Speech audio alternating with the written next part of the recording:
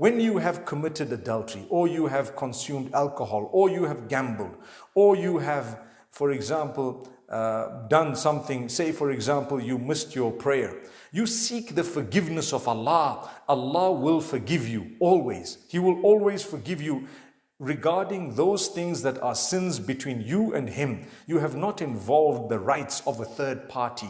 The minute you've involved the rights of another human being, you're playing with dangerous territory, because that human being needs to forgive you first before Allah forgives you. So those sins are even worse. May Allah subhanahu wa ta'ala grant us forgiveness.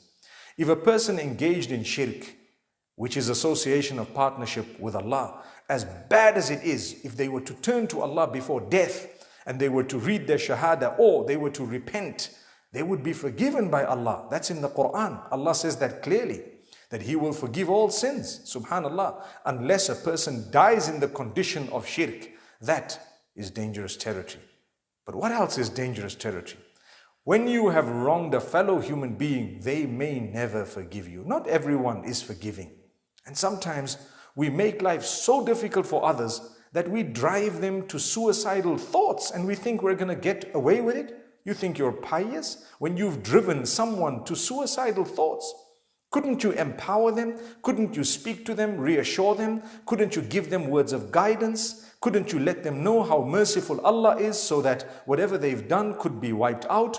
Couldn't you give them a few words of comfort to tell them that whatever bad or whatever difficulty and hardship they're going through, Allah will make it easy for them? Good days are definitely going to come.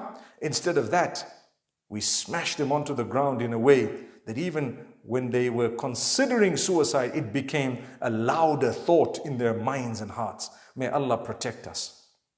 I would never like to be a person whom, because of their speech or actions or deeds, another person felt they didn't want to live anymore. That's not good enough. Why would a Muslim do that? Subhanallah. You believe in Allah.